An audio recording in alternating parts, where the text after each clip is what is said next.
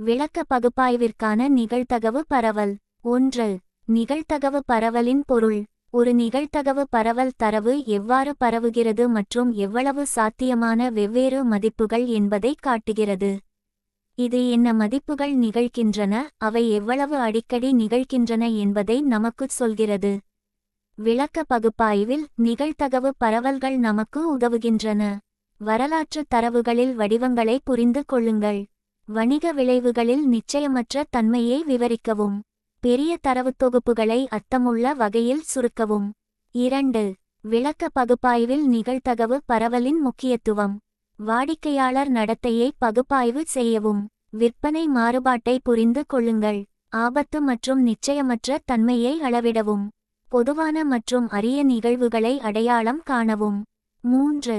நிகழ்தகவு பரவல்களின் வகைகள். 2 முக்கிய வகைகள் உள்ளன. ஏ. தனித்துவமான நிகழ்தகவு பரவல்.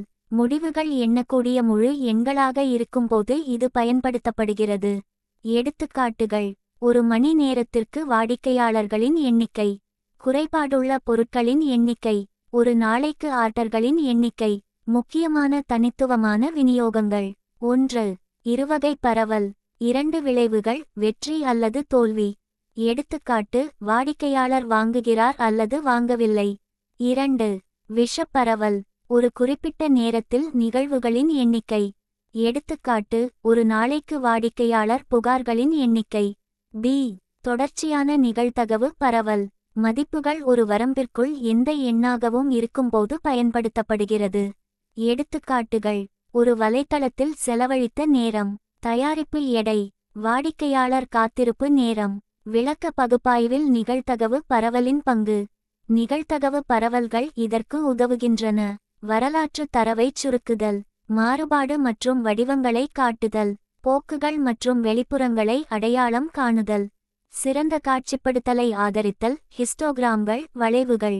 எடுத்துக்காட்டு: கடந்த ஆண்டின் விற்பனை விநியோகத்தை பகுப்பாய்வு செய்வது பரபரப்பான மற்றும் மெதுவான காலங்களை கணிக்க உதவுகிறது. வரைகலை பிரதிநிதித்துவம்.